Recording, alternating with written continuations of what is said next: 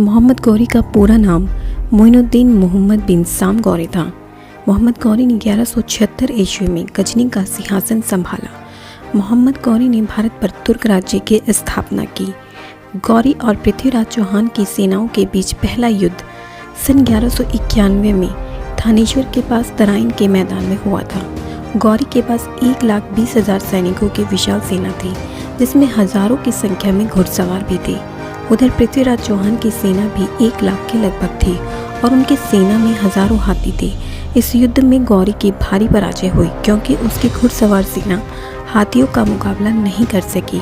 गौरी की अधिकांश सेना मारी गई और बचे कुछ साथी गौरी का साथ छोड़कर इधर उधर भाग गए। घायल अवस्था में गौरी पकड़ा गया। कहा तो ये जाता है कि पृथ्वीराज चौहान ने 17 बार गौरी को माफ़ किया, लेकिन इस दावे में विश्वसनीयता बहुत कम है।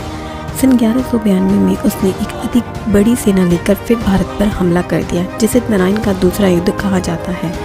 उसी तराइन के मैदान में उसका मुकाबला फिर पृथ्वीराज चौहान और उनके सहभागियों की सेनाओं से हुआ। इसका परिणाम भी पहले जैसा ही रहने वाला था, लेकिन यहाँ गौरी ने एक चाल चली।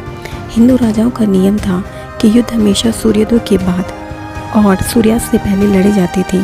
सूर्यास्त होते ही युद्ध बंद कर दिया जाता था।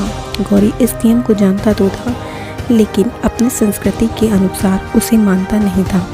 उसने एक दिन भोर में ही पृथ्वीराज की सेना पर आक्रमण कर दिया।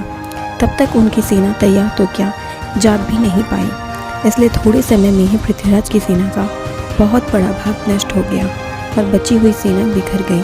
जब तक पृथ्वीराज चौहान कुछ समझ पाते, तब तक उनको गौरी के सैनिकों ने पकड़ लिया और बंदी बना दिया।